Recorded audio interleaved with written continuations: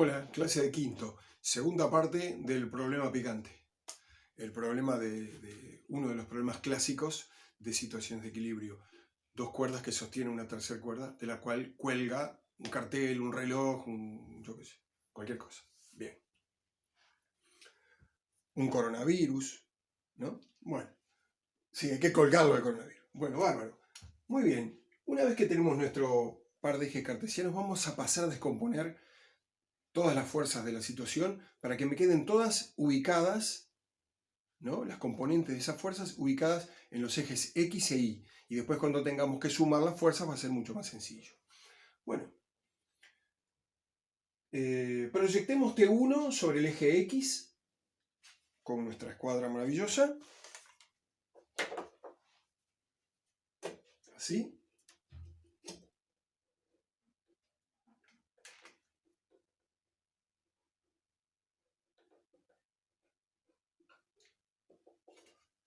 Y sobre el eje Y. Y de esa manera obtenemos las componentes de T1, que van a ser T1X y T1Y. Esta va a ser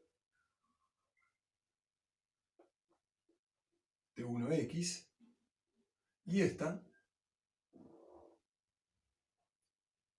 T1Y.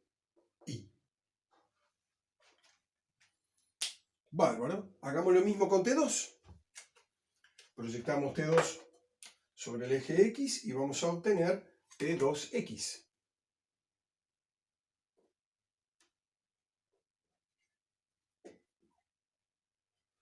Y la proyectamos sobre el eje Y y obtenemos T2Y.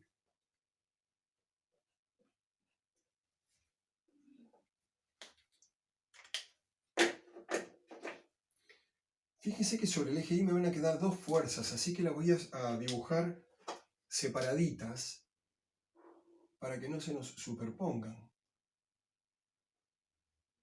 Esa es T1Y y esta otra de aquí es T1Y, es T2Y. Esta otra es T2Y. ¿Sí? Vector T2Y. Y este de acá es T2X.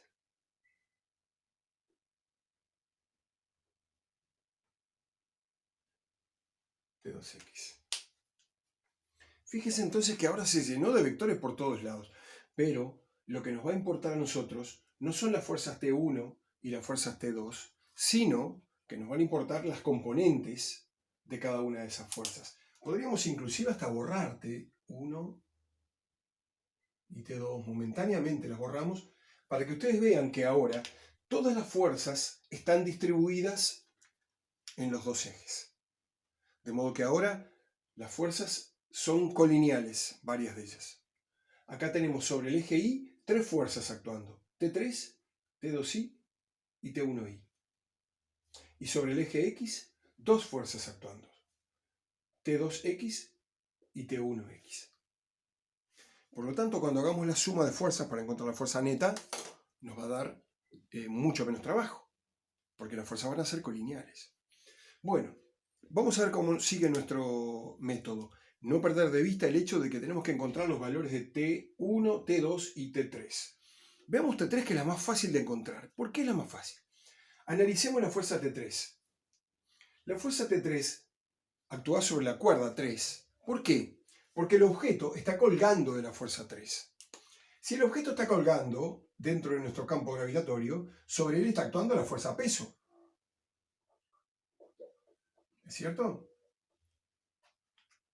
Está actuando la fuerza peso. ¿Ese objeto, la masa, está en equilibrio? Sí, está en equilibrio. Quiere decir que la fuerza peso debe ser contrarrestada por otra fuerza que esté anulando la fuerza peso. ¿Quién es?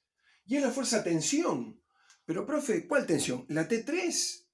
Pero, profe, la T3 apunta hacia abajo. A ver, entendamos una cosa. Las fuerzas en las cuerdas actúan no solo en cada uno de los extremos, sino que en cada pedacito de cuerda. Cada pedacito de cuerda no está siendo tirado por sus compañeras cuerda para acá, y no está siendo tirado por sus compañeras cuerda para acá, pero ella está en equilibrio. Quiere decir que tiene dos fuerzas que la tiran para cada lado. tienen la misma magnitud, le llamamos de la misma forma, en este caso le llamamos T3. Es decir, esta fuerza T3 es la misma fuerza T3 que actúa sobre la caja esa y está contrarrestando al peso. Quiere decir que si consideramos el objeto, también podemos utilizar la primera ley de Newton y sostener que la suma de fuerzas en el objeto es igual a la fuerza peso más la fuerza T3, y como está en equilibrio, esa suma de fuerzas tiene que dar 0. Si tenemos dos fuerzas colineales de sentidos opuestos y se anulan mutuamente, es porque tienen la misma magnitud. Quiere decir entonces que el valor de la fuerza peso es igual al valor de la fuerza T3. Por lo tanto, la fuerza T3 en este caso va a ser igual a la masa por la aceleración gravitatoria. De donde la fuerza T3 tiene un valor de 0,5 kilogramos por 10 metros por segundo al cuadrado, lo cual nos da algo así como 5 newtons. Y tenemos el valor de T3. T3 igual 5 newtons. ¿De acuerdo? Bien. Encontramos el valor de T3. Y ahora yo les hago la siguiente pregunta. Analicen el eje Y y fíjense si hay o no hay equilibrio en el eje Y. ¿Cómo? Claro que lo hay, por supuesto. ¿Cómo sabemos que hay equilibrio en el eje Y? Porque el cuerpo está en equilibrio. El nudo está en equilibrio. Si está en equilibrio en cualquier eje. Porque si en uno de los ejes no estuviese en equilibrio, entonces no estaría en equilibrio. Por lo tanto, en el eje Y hay equilibrio. Puedo escribir lo siguiente. Eje Y. Eje Y. Existe equilibrio. Si existe equilibrio, entonces la fuerza neta vale 0. Entonces, la fuerza neta en el eje Y vale 0. Es decir, que la sumatoria de las fuerzas en el eje Y va a valer 0. La sumatoria de las fuerzas en el eje Y es la suma de T3 más T2I más T1I.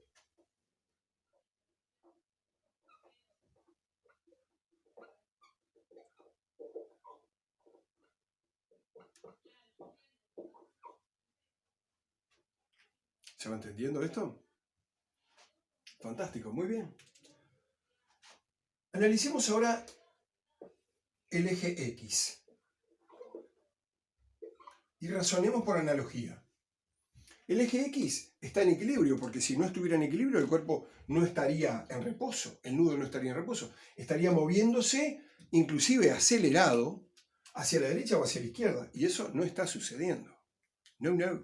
Bueno, quiere decir entonces que el nudo está en equilibrio. Por lo tanto, la suma de fuerzas en el eje X, ¿cuánto tiene que dar? 0. ¿Correcto? Bien.